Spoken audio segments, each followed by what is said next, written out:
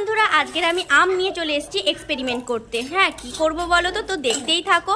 আম খেতে ভালোবাসে না এরকম কেউ নেই। ছোট থেকে বড় আমরা গরমে একটা জিনিসই পছন্দ করি, সেটা হলো আম। আর এই আম খাবো না তার কোনো মানে হয়? এখন অম্বুবাচী চলছে, আমাদের এখানে রীতি অনুযায়ী আম আর দুধ খেতে হয় অম্বুবাচীর সময়। ওনারা তো আর আম দুধ বসে বসে খাবে না, তাই জন্য ভাবলাম আম দুধ দিয়ে আজকে পিঠে বানিয়ে ফেলি। তো দেখো, আমি তালের পিঠে বানাই যেমন করে, সেরকমভাবে আমের পিঠে বানাবো ভাবলাম। তো আমগুলো ভালো করে কেটে নিলাম, আর আমের ভেতরে যে শাঁসগুলো আছে সেটা চামচ দিয়ে ভালো করে কুড়ে কুড়ে বার করে নিলাম। আর এই আমটার সঙ্গে সুজি এক বাটি চিনি আর অল্প পরিমাণ নুন আর দুধ দিয়ে দিলাম এক বাটি। তো এটা মিক্সিতে ভালো করে পিষে নিলাম, আর তারপরে দিয়ে দিলাম ওই বাটিরই এক বাটি ময়দা।